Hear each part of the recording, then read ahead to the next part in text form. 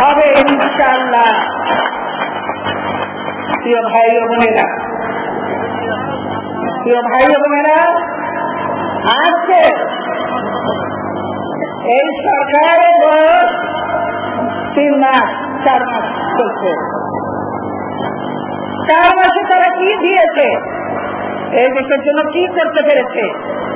কিছুই করতে পারে না। 4 মাসে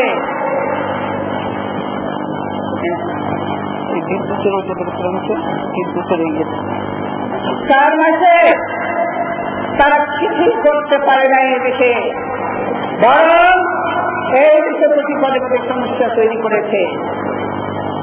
এই দেশের মানুষকে বিদ্যুৎ দিতে পারে না, গ্যাস দিতে পারে না, পানি দিতে পারে না, কাজ দিতে পারে না, তারা শান্তি দিতে পারে না, নিরাপত্তা দিতে পারে না।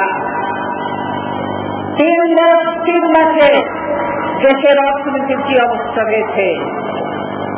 আজকে তারা তাদের দলের ছাত্র সংগঠন, ছাত্রলীগ, যুবলীগ, শ্রমিক, মূল দল কাউকে সামাল দিতে পারে না। প্রিয় ভাইয়েরা, আপনারা দেখেছেন প্রতিদিন পত্রিকার ছবি আছে জাহাঙ্গীরনগর বিশ্ববিদ্যালয়ে অস্ত্রসহ ছাত্ররা তাদের 2 গ্রুপে মারামারি করছে, হল ভাঙাভাঙি করছে এবং শিক্ষকদের লাঞ্ছিত করছে। এই হল অবস্থা। 3 মাসে বিশ্ববিদ্যালয় বন্ধ হয়েছে একের পর এক, মেডিকেল কলেজ বন্ধ হয়েছে একের পর এক, শিক্ষা প্রতিষ্ঠানে শিক্ষকদের উপরে হামলা, ডাক্তারদের উপরে হামলা। একই ডিজিটাল বাংলাদেশের স্বপ্ন, এই কি ডিজিটাল বাংলাদেশ দেখাতে চেয়েছেন আপনারা? এই কি দিন বদল? শুধু দিন বদল নয়, আজকে চলছে দখলের পালা, আজকে চলছে সব দখলের পালা। বিএনপির নেতা কর্মীরা সকলে আজকে নিজের বাড়ি ঘর ছাড়া। এখন পর্যন্ত এই 3 মাসে বিএনপির 100 জন নেতা কর্মীকে হত্যা করেছে এবং প্রায় 30,000-এর মতো লোককে তারা আহত করেছে আর ঘর ছাড়া হয়েছে বহু লোক। এই হল অবস্থা। এর মধ্যে থেকে সাধারণ নাগরিক বাদ চায় না। প্রতিনিয়ত চিন্তায় রাহাজানি ডাকাতি চলছে, সন্ত্রাস। কিভাবে সারা দেশে সন্ত্রাস বেড়েছে আপনারা দেখেছেন। সন্ত্রাস দমন করতে পারে না যারা নিজের দলে কর্মীদেরকে নিয়ন্ত্রণ করতে পারে না, তারা সেই দেশ পরিচালনা করবে কি করে? তারা জনগণকে নিরাপত্তা দেবে কি করে? তারা দেশের উন্নতি করবে কি করে?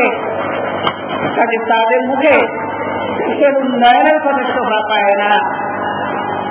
নির্বাচনের সময় মিথ্যে আশ্বাস দিয়েছিল, জনগণকে বিভ্রান্ত করেছিল। তারপরও জনগণের ভোটে নির্বাচিত হয়নি তারা। কারচুপির মাধ্যমে তারা ক্ষমতায় এসেছে এবং তাদের ওই জোটের একজন নেতা তাদের জারিগুলি পাশ করে দিয়েছে। কিভাবে তারা ক্ষমতায় এসেছে, কিভাবে ক্ষমতায় এসেছে? জোটের নেতা জারিগুলি পাশ করে দিয়েছে। কাজে তারা বলেও দিয়েছে তাদের সহযোগিতা ছাড়া তারা জীবনে ক্ষমতায় আসতে পারত না, কারণ এদেশের মানুষ তাদের চরিত্র জানে। প্রিয় ভাই বোনেরা,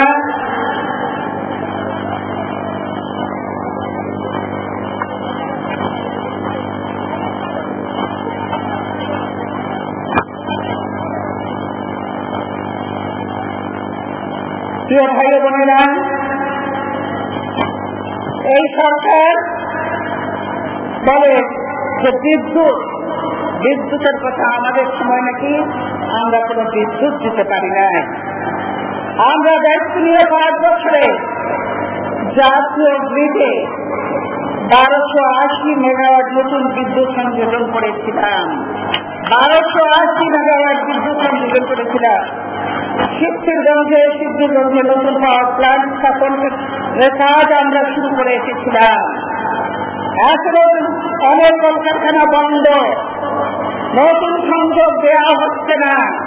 তাহলে বিদ্যুতের এই অবস্থা কেন এখনো? এবং সেই জরুরি সরকারের আমল থেকে নতুন কোনো কলকারখানা তো হয়ই নাই। যেগুলো আমাদের সময় হয়েছিল সেগুলোকে বিদ্যুৎ সংযোগ, গ্যাস সংযোগ তারা দিতে পারে নাই। এই সরকারও পাচ্ছে না। এই হলো অবস্থা।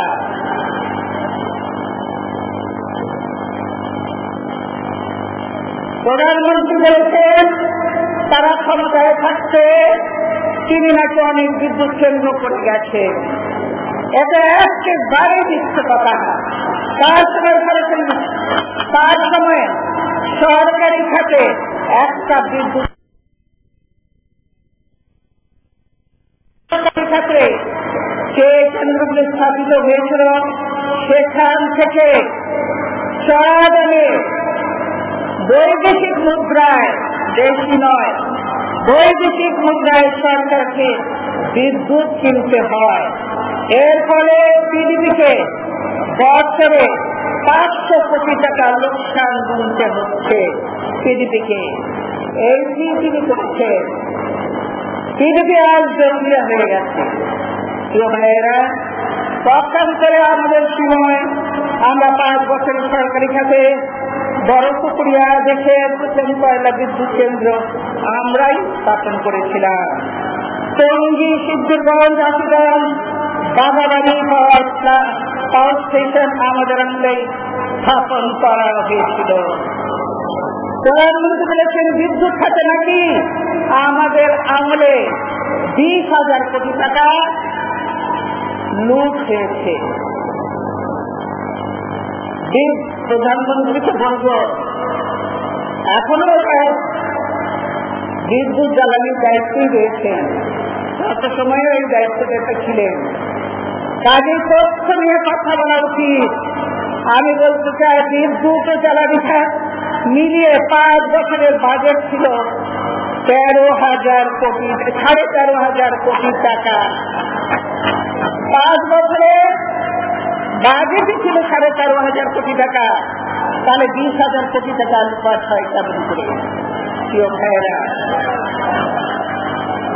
শুধু তাই নয়, এর মধ্যে 13,500 কোটি টাকা যে বাজেট, তার মধ্যে 9,000 কোটি টাকা বেতন দিতে হয়েছে।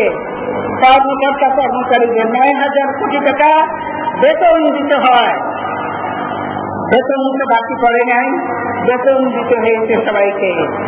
বাকি টাকায় উন্নয়ন, উৎপাদন, সঞ্চালন, বিতরণ করা হয়েছে।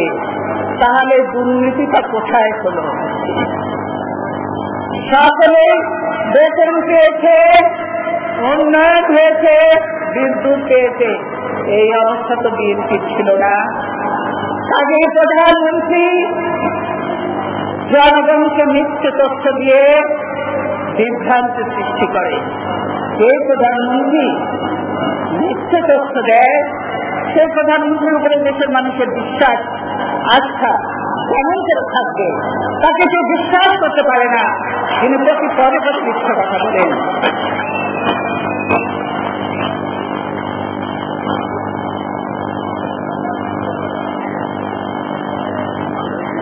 তাই আমি তাকে বলতে চাই, তাকে চ্যালেঞ্জ দিয়ে বলতে চাই, যদি সাহস থাকে 5 বছরে 20,000 কোটি টাকার যে দুর্নীতি হয়েছে প্রমাণ করুন। আপনাকে প্রমাণ করতে হবে।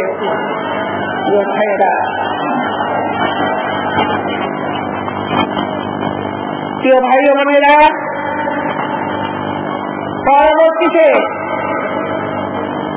দলীয়করণ, কিভাবে দলীয়করণ হচ্ছে এখন দেখেছেন আপনারা। সারা দেশ নয় দলীয়করণ হচ্ছে। করুন।